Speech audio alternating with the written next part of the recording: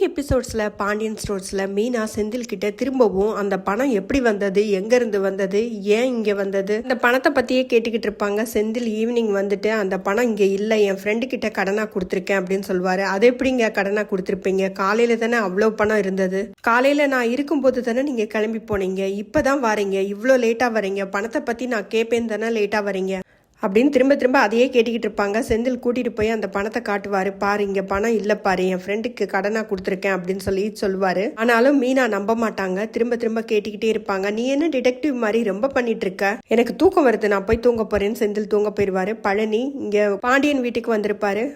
அப்பதான் எல்லாருமே சாப்பிட்டுட்டு இருப்பாங்க. சரவணனை ஆறுதல் படுத்துறதுக்காக சினிமாவுக்கு போலான்னு சும்மா பேசிட்டு இருப்பாங்க. செந்தில் விஷயத்துல டைரக்டர் ரொம்பவே மொக்க போடுறாருங்க. ஏன்னா ஏற்கனவே எல்லாருக்குமே ப்ரோமோ காட்டல அப்படின்னாலுமே எல்லாருக்குமே தெரிஞ்சு போயிடுச்சு செந்தில் பணம் வாங்கிட்டு மாட்ட போறாருன்னு.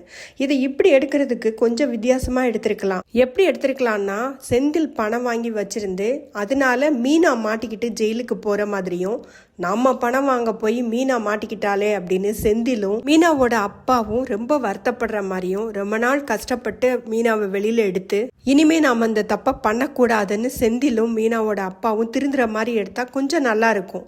இது செந்தில் பணம் வாங்கிட்டு மாட்டுற மாதிரினா எல்லா சீரியல் எல்லா சினிமாவிலையும் இதே தாங்க நடக்குது. ஆனா மத்தபடி ராஜி கதிர் விஷயத்திலேயோ சரவணன் மயிலு விஷயத்திலேயோ டைரக்டருக்கு கண்டிப்பா ஒரு நன்றியை சொல்லி தாங்க ஆகணும். ரொம்ப சூப்பர்பா கொண்டு போனாரு கதைய. அதே மாதிரி அவங்களோட நடிப்பும் ரொம்ப இயல்பா இருந்தது.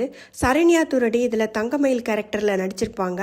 ஆனாலும் அவங்க பொய் சொல்ற விதம், அந்த பொய் சொல்லும் போது அவங்க முகபாவனையை எப்படி மாத்திக்கிட்டாங்க, ரெண்டாவதா திருந்தி வாழும் போதுமே அவங்க முகபாவனையை கரெக்டா வச்சுக்குவாங்க. அதுக்கு தகுந்த மாதிரி ரொம்ப அழகா நடிச்சிருப்பாங்க. அவ்வளவுதாங்க. ஏற்கனவே நான் இதுக்கு முன்னாடி எபிசோட்ஸ்லயே நான் சொல்லியிருக்கேன், செந்தில் பணம் வாங்கிட்டு மாற்ற மாதிரி தான் கதைக்களத்தை கொண்டு போவாங்கன்னு. அந்த மாதிரி தான் போய்கிட்டு இருக்கு. பார்க்கலாம் எப்படி கதைக்களம் திரும்புதுன்னு. உங்களுக்கு எந்த ஜோடியை ரொம்ப பிடிக்கும்னு மறக்காம கமெண்ட்ல சொல்லுங்க.